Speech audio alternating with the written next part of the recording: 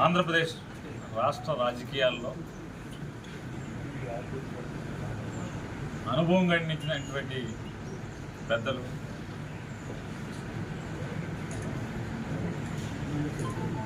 Combined కలిసి ఉన్నటువంటి సంయుక్త రాష్ట్రంలో కానీ లేదా ఇవాళ విడిపోయిన తర్వాత కానీ ఈ రాష్ట్రానికి సమాజానికి ఎనలేని సేవలు అందించి అజాత శత్రువుగా రాజకీయాలు నడిపినటువంటి ఒక పెద్ద మనిషి ముందుగల పద్మనాభం గారి ఇంటిపై ఎవరో కొంతమంది ఏమో మా పార్టీ కూడా కాదు తాగిపోతుంటారు, మా పార్టీ జెండా మోసాడేమో కానీ మాకు సంబంధం లేదు, గంజాయి తాగొచ్చాడేమో కొంతమంది అంటారు, లేదు ఏదో మత్తు ఇంజక్షన్లు చేసుకొచ్చాడు మాకు సంబంధం లేదు మా పార్టీ కాదని కొంతమంది అంటారు. మీ పార్టీయా మీ పార్టీ కాదా?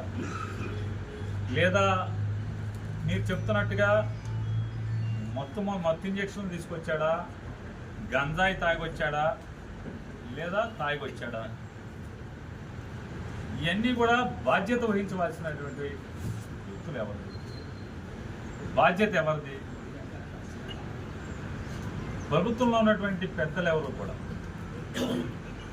వారు ప్రభుత్వంలో లేనప్పుడు వారి ఇంటి బయట కారాపి ఇద్దరు ఊసులాడుకుంటే వారిని మర్డర్ చేయడానికి రెక్కీకి వచ్చారని చెప్పని యాగి చేస్తారు, ఇల్లెక్కి రచ్చ చేస్తారు.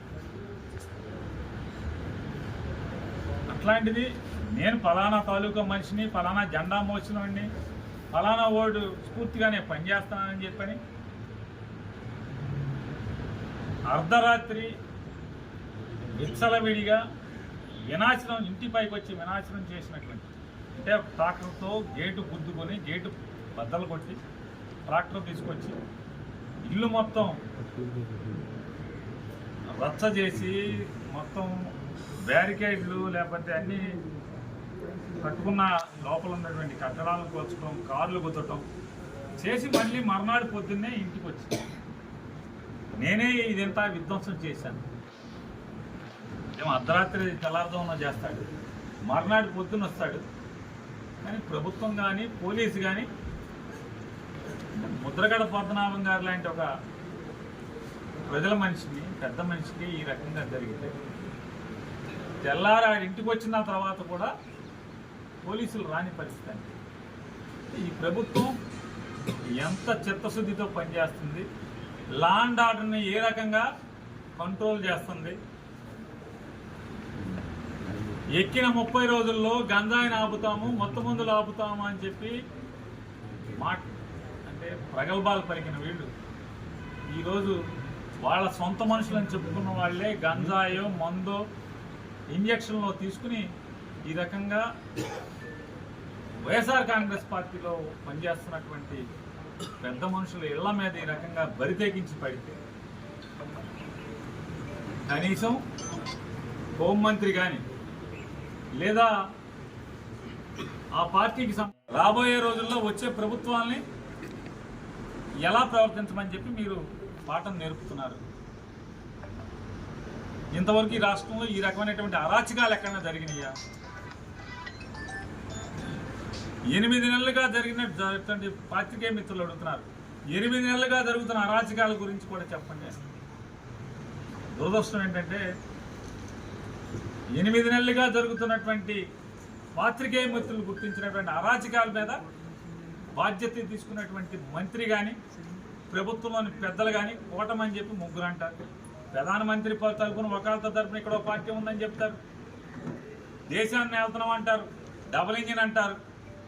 మీకు డబుల్ ఇంజిన్లు ఎవరికి కావాలి? ప్రజలు సుఖశాంతులతో బతకలేనప్పుడు, రైతులకి గిట్టుబాటు ధర లేనప్పుడు, సామాన్యులకి పోలీస్ స్టేషన్లో న్యాయం జరగనప్పుడు, అధికార పార్టీ జెండా మోస్తున్నాడు ఆస్తులు ధ్వంసం చేస్తూ, ఆస్తులను ఆక్రమిస్తూ, ప్రజల ఆస్తుల్ని కబ్జా చేస్తున్నట్టుంటే ఒక్కడు మాట్లాడే పరిస్థితి లేదు.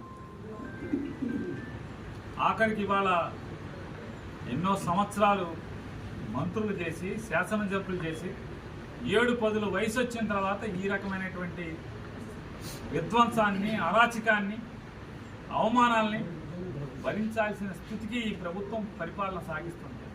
ఒక్కడు నోరెత్తి సమాధానం చెప్పినోడు లేదు, బాధ్యత పడినోడు లేదు.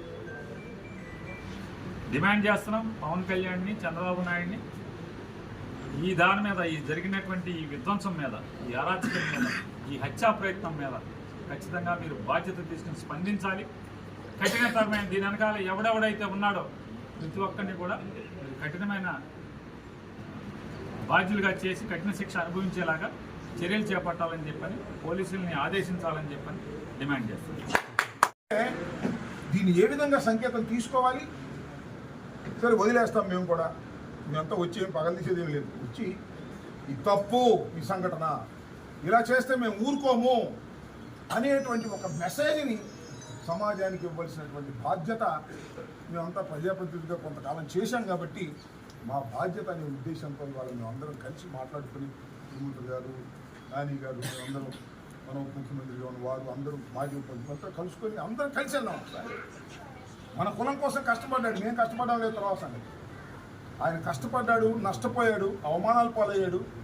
ఇలాంటి సంఘటన జరిగినప్పుడు మనం వెళ్ళి సంఘీభావాన్ని ప్రకటించవలసిన అవసరం ఉంది అని భావించి మిమ్మల్ని వచ్చాము, వారిని పరామర్శించాము. మేమేదో సంఘీభావాన్ని తెలిసేటటువంటి విషయమే తప్ప దీని ఏదో రాజకీయం చేసి ఎవరినో దూషించాలనేటువంటి ఉద్దేశం మాకు ఏ కోశాన లేదని కూడా ఈ సందర్భంగా చెప్పదలుచుకున్నాను. ఇలాంటి సంఘటనలు ఏ ప్రభుత్వంలో జరిగినా ఆ ప్రభుత్వ పెద్దలు ఖండించాలి, వాటిని భవిష్యత్తులో జరగకోకుండా ఉండే విధంగా చర్యలు తీసుకోవాలి. లేకపోతే ఖచ్చితంగా వాళ్ళు మూల్యం చెల్లించాల్సిన అవసరం. ప్రజలు చర్చించుకుంటారండి, చెట్టుకుని కూడా చర్చించుకుంటారు. ఏమండి ముద్రగడ పద్మనాభం ఏం పాపం చేశాడండి? ఆయన ఇంటి మీదకి వెళ్ళాల్సిన అవసరం ఏముందండి? ఆయన ఎవరు అన్యాయం చేశాడండి అనేటువంటి మాటలు మా గ్రామాల్లో కూడా వినిపిస్తాం. కాపుల కోసం కష్టపడ్డాడు, కాపుల కోసం నష్టపోయాడు. ఆయన ఇంటి మీదకి వెళ్తాం ఏంటి? తాగేలేడంటే తాగెళ్తే మాత్రం వాళ్ళకి ఖండించరా?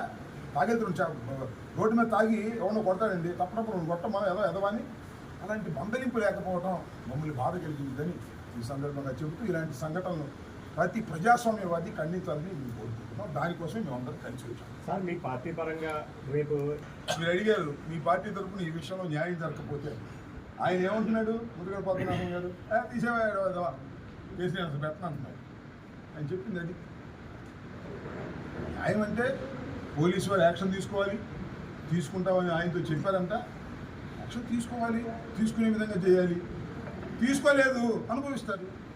ఏ ప్రభుత్వం అయితే ఇలాంటి సంఘటనల మీద యాక్షన్ తీసుకొని ముద్రగడ పద్మనాభం గారి కాదు న్యాయం, చూసే సమాజానికి ముద్రగడ పద్మనాభం గారి ఇంటి మీదకి వెళ్ళినందుకు వాడిని ఈ విధంగా శిక్షించారా, 1 సంవత్సరానికో 2 సంవత్సరాలకో అని ప్రజలు భావిస్తే అప్పుడు ఆ ప్రభుత్వానికో ఆ కూటమికో మంచి పరుస్తుంది. లేకపోతే ఆ కూటమికి ఎందుకు మంచి పరుస్తుంది? వాళ్ళే చేయించారేమో అందుకనే శిక్షించలేదు అనుకుంటారు. వాళ్ళు శిక్షించలేదు ఏంటి అర్థం? న్యాయం జరగలేదంటే వాళ్ళే పంపించారు కావాలి అని అనుకుంటారు కదా. నేను కాదు, జనం అనుకుంటారు. దాన్ని వాళ్ళు దృష్టిలో పెట్టుకోవాలని మా ఉద్దేశం. న్యాయాలు జరుగుతాయని భావిస్తున్నాం, న్యాయం జరుగుతాయని భావిస్తున్నాం. జరగకపోతే వాళ్ళ కర్మ చూస్తాం. కాపు ఉద్యమాన్ని నడిపి అనేక కష్టాలను ఎదుర్కొన్నటువంటి ముద్రగడ పద్మనాభం గారిని ఈ రకంగా పరామర్శించవలసిన పరిస్థితి వస్తుందని నేను అనుకోలేదు. జరిగింది చిన్న సంఘటన అని మేము అనుకోవాలి. ఇక్కడ ఏమి నష్టం జరగకపోయినా ఒక నాయకుడి ఇంటి మీదకు అర్ధరాత్రి పూట ఒక వ్యక్తి వచ్చి బీభత్సం సృష్టించి భయాందోళన కలిగించే విధంగా చేయటం అనేదాన్ని మేమందరం కాపులందరం పనులు చేసిన వారందరం వచ్చి దాన్ని పద్మనాభం గారి ఇంటి ముందే ఖండించి వెళ్ళాలి అనే ఉద్దేశంతో మేము రావడం జరిగింది. ముద్రగడ పద్మనాభం గారు అంటే ఒక చిన్న వ్యక్తి కాదు. ముద్రగడ పద్మనాభం గారు మేము రాజకీయాల్లోకి రాకముందే వంగవీటి మోహన్ రంగా గారి మరణానికి ముందు మంత్రిగా తెలుగుదేశంలో అతి చిన్న వయసులో చేస్తున్నప్పుడు మంత్రి పదవిని తృణప్రాయంగా వదిలి కాపు నాడికి వచ్చినటువంటి సంఘటన ఇవాళకి మా మధుల్లో ఆ రోజు నుంచి ఈ రోజు వరకు కాపు కులం కోసం పోరాడినటువంటి వ్యక్తి ముద్దగడ పద్మనాభం గారు. ఆయన దానివల్ల లబ్ధి పొందాడని నేను అనుకుంటున్నాను, నష్టపోయాడని అనుకుంటున్నాను. కులం కోసం పోరాడి నష్టపోయినటువంటి వ్యక్తిగా నేను భావిస్తున్నాను. అలాంటి అతి చిన్న వయసులో శాసనసభ్యుడై మంత్రి రాజకీయ కుటుంబం నుంచి వచ్చి 72 ఏళ్ళు పైబడినటువంటి వ్యక్తి, అనేక అవమానాలకు గురైనటువంటి వ్యక్తి. ఈ అవమానమే కాదు, ఆయన కుటుంబాన్ని కాపు ఉద్యమానికి నాయకత్వం వహించి నడిపినప్పుడు అనేక అవమానాలు ఆయన చేశారు, ఆయన కుటుంబ సభ్యులు కూడా చేశారు. తట్టుకొని నిలబడ్డారు.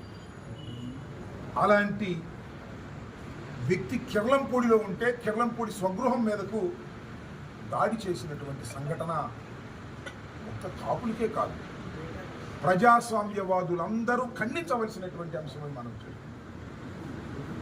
కూటమి ప్రభుత్వం రాగానే మా ఇళ్ళ మీద కూడా వచ్చారు, మా ఇంటి మీదకి వచ్చారు, ఇంటి మీదకి వచ్చారు, అందరి మీదకి వచ్చారు. ఇవన్నీ పోయినాయి కదా. ఇవాళ 8 మాసాలు అయినా ఆ గాయాలన్నీ పోతున్నాయి. వచ్చారు, గందరగోళం చేశాడు. ఒక వ్యక్తే కావచ్చు, అర్ధరాత్రి పూట వచ్చాడు, గందరగోళం చేసి ఒక పార్టీ అభ్యర్థిని అని, ఒక పార్టీ కార్యకర్త అని చెప్పి కేకేసి వెళ్ళాడు. ఆ పార్టీ వాళ్ళు ఖండించారు. ఓకే, నేనేమంటానంటే ఇలాంటి అరాచక సంఘటనలు జరిగినప్పుడు ఆ పార్టీలో వాళ్ళు ఖండించడం కాదు, అసలు నాయకుడు ఖండించాలని నాకు కోరిక. అది ఆయన మౌనవ్రతాన్ని చెడగొట్టాలని కాదు. ఎందుకంటే ఇలాంటి సంఘటనలు ఉన్మాదంగా చేస్తుంటే కార్యకర్తలు అన్ని పార్టీల్లో ఉంటారు, నేను కాదు. అధినాయకుడే మాట్లాడతారా తప్పిదే అని అంటే తాగుతారు, లేకపోతే ఇంకోటి చేస్తారు. కాబట్టి జై జనసేన అంటే ఆ జనసేన పార్టీ నాయకుడు ఖండించకపోవడం నన్ను బాధ కలిగిందని మనం చెప్తాం. ఒక మాట, ముద్దగడ పద్మనాభం గారు ఏ పార్టీ అయినా పెద్దోడు, ఆ ఇంటి మీదకు మనవాడు ఎవడు వెళ్ళాడన్నారు, అది మనోడే కదా తెలుసుకోండి. అలా చేస్తే తప్పని చెప్పండి, అవసరం పార్టీ పీకైన ఉంటే అని చెప్తే అంత ఉన్నతనంగా ఉండేది. ఆ మౌనం, మాట్లాడకపోవటం, ఖండించకపోవటం అనేక మంది ఆ పార్టీలో ఉన్మాదులకి తావిచ్చిన వారు అవుతారు. ఏ పార్టీలో అయినా, ఆ పార్టీలో అయినా ఎవరన్నా చేస్తే దాన్ని ఖండించాలి. ఏమన్యాయం ఇది? నివాసం మీదకి రావడం ఏంటి? అర్ధరాత్రి పూట ఆయనకి పెద్ద సెక్యూరిటీ ఉందా? గేటు